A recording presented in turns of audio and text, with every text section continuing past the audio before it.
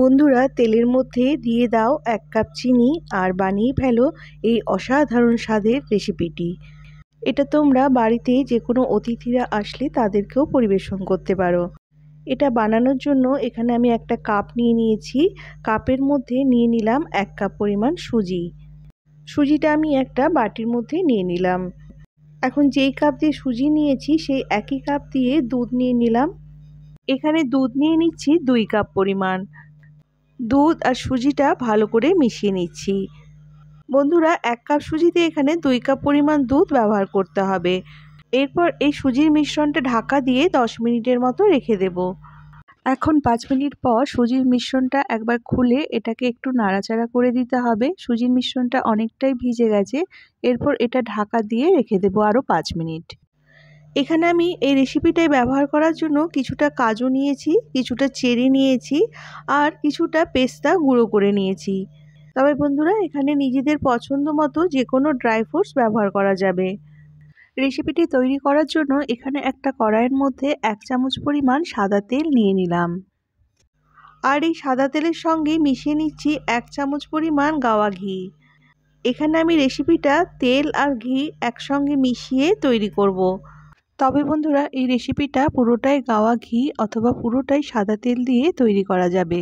এখন এই তেলের মধ্যেই দিয়ে দিলাম 1 কাপ পরিমাণ চিনি। এখানে বন্ধুরা, যেই কাপটা দিয়ে সুজি আর দুধ নিয়েছিলাম সেই কাপেরই 1 কাপ পরিমাণ চিনিটা দিলাম। এখন কিছুক্ষণ নাড়াচাড়া করে চিনিটা তেলের মধ্যে এরকমভাবে ভেজে নিতে হবে।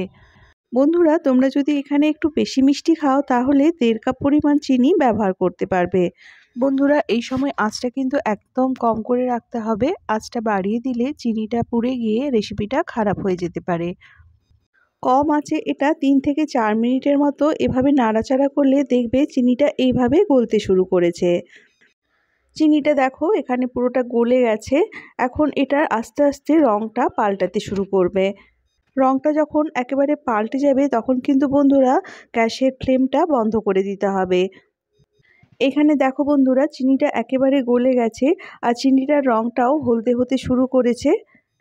এখানে আরও মিনিট খানেক এটাকে এভাবে নাড়াচাড়া করে গ্যাসের ফ্লেমটাকে আমি বন্ধ করে দেব। তেলের মধ্যে চিনিটা এইভাবে ভেজে বানানোর ফলে মিষ্টিটার মধ্যে খুব সুন্দর একটা রং আসবে আর এর স্বাদটাও খুব ভালো হবে। দেখো চিনির রঙটা একেবারে পাল্টে গেছে, চিনিটা একেবারে গলে গেছে। এই সময় গ্যাসের ফ্লেমটাকে আমি বন্ধ করে দিচ্ছি। এইদিকে 10 মিনিট পরে সুজিটা একেবারে ভিজে গেছে, সুজিটা অনেকটা ফুলে গেছে। সুজিটাকে এইভাবে একটু নাড়াচাড়া করে নিচ্ছি। এরপর এই দুধ আর সুজির মিশ্রণটা গরম তেলের মধ্যে দিয়ে দিলাম। এই সময় গ্যাসের ফ্লেমটা কিন্তু বন্ধ করা আছে। এখন এই দুধ সুজির মিশ্রণটা গরম তেলের মধ্যে দিয়ে খুব ভালো করে নাড়াচাড়া করে মিশিয়ে নিচ্ছি।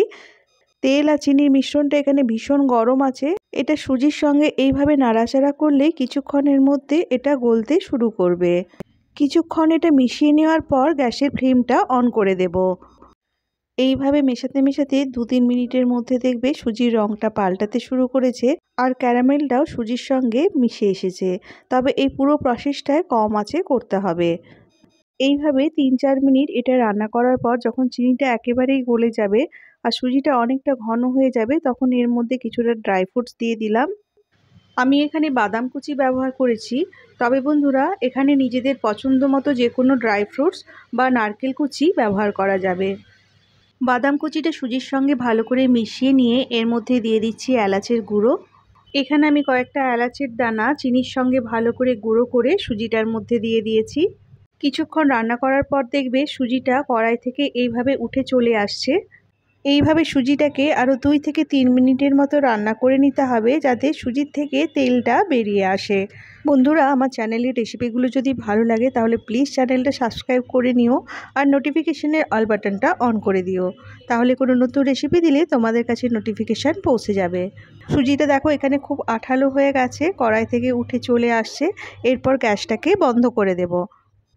এখন সুজির এই মণ্ডটাকে একটা বাটির মধ্যে নিয়ে নিচ্ছি। এরপর এটাকে কিছুক্ষণের জন্য ঠান্ডা করে নেব। এখানে আমি একটা বাটি নিয়ে নিয়েছি। বাটির মধ্যে যে কাজু আর চেরিগুলো রেখেছিলাম সেগুলো এইভাবে সাজিয়ে নিচ্ছি। অল্প একটু পেস্তা কুচিও ছড়িয়ে দিচ্ছি। এরপর এর উপরে সুজির যে মিশ্রণটা তৈরি করেছিলাম সেটা চামচে করে এইভাবে চেপে চেপে বাটির চারিপাশে ছড়িয়ে দিচ্ছি। সুজিটা বন্ধুরা এখানে অল্প গরম আছে, তাই এটা সহজেই চারিদিকে ছড়িয়ে পড়বে। একটা তৈরি করা হয়ে গেছে, এখানে আমি আরেকটা তৈরি করে নিচ্ছি। বন্ধুরা এখানে তোমরা বাটিটা নিজেদের পছন্দ মতো ড্রাই ফ্রুটস দিয়ে সাজিয়ে নিতে পারো। এটার মধ্যে তোমরা গোলাপের পাপড়ি ব্যবহার করতে পারো অথবা কেশর ব্যবহার করতে পারো, যেটা তোমাদের হাতের সামনে থাকবে সেটা দিয়েই এটা সাজিয়ে নিতে পারো। বাটির তলাটা ভালো করে সাজিয়ে নিয়ে এর উপরে সুজিটা হালকা হাতে এইভাবে প্রেস করে করে সমান করে দিতে হবে। প্রতিটা বাটিতে এখানে 1 থেকে 1.5 টেবিল চামচের পরিমাণ সুজি নিয়ে নিয়েছি। এভাবে হালকা হাতে এটাকে প্রেস করে দিচ্ছি আর সাইডগুলো চামচে করে এইভাবে একটু সমান করে দিতে হবে। এভাবে বাটিটা পুরো তৈরি হয়ে গেলে এটাকে অল্প ঠান্ডা করতে হবে।